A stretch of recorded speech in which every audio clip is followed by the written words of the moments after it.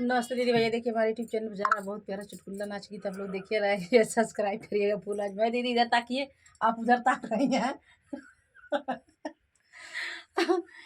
और देखिए हम लोग बहुत प्यारा चुटकुला नाच लेकर आए हैं। उसका बच्चा छोटा से उसी देख रहे वहाँ बहुत छोटा छोटा बच्चे हैं। अभी एगो 6 महीना का बच्चा है। तो दीदी जी देखिए थोड़ा आने वाला है। देखिए देखिए लोग लाइक शेयर करिएगा, आगे बढ़ाइएगा। आप लोग बधाई दे रहे हैं। बधाई दे रहे हैं आप लोगों के।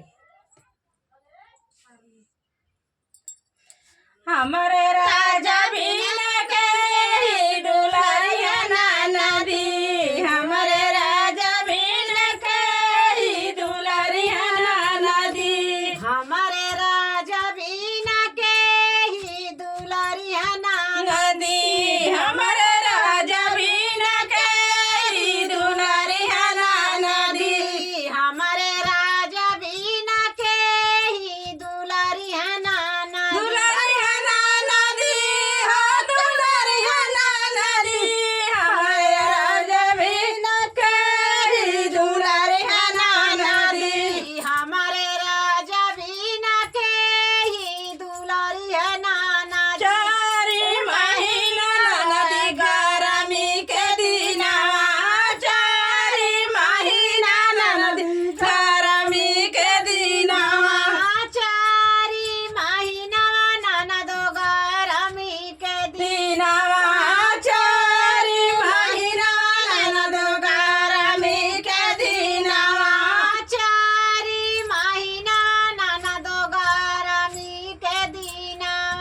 हमारे राजा बिन बेलिया के डोलाई है नदी, हमारे राजा बिन बेलिया के डोलाई है नदी, हमारे राजा बिन बेनिया के डोलाई है नदी, हमारे राजा बिन बेलिया के डोलाई है नदी, हमारे राजा बिन बेनिया के डोलाई है नदी, हमारे राजा भी कहीं दुलाराई है नदी, दुलाराई है नदी, दुलाराई है नदी, हमारे राजा बिन बेनिया के डोलाई है दुलाराई है नदी, दुलाराई है नदी, हमारे राजा बिन बेलिया के डोलाई है नदी, हमारे राजा बिन बेनिया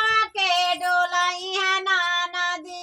चारी महीना बरसात के दिनवा, चारी महीना बरसात के दिन बरसात के दिनवा, बरसात के दिनवा, बरसात के दिन बरसात के दिन नवा हमारे राजा बिन बंगालवा के छवई है नदी, हमारे राजा बिन बंगालवा के छवई है नदी, हमारे राजा बिन बंगालवा के छवई है नदी, हमारे राजा बिन बंगालवा के छवई है हमारे राजा बिन के ही दुलाराई है नदी, हमारे राजा बिन के ही दुलाराई है दुलाराई है नदी,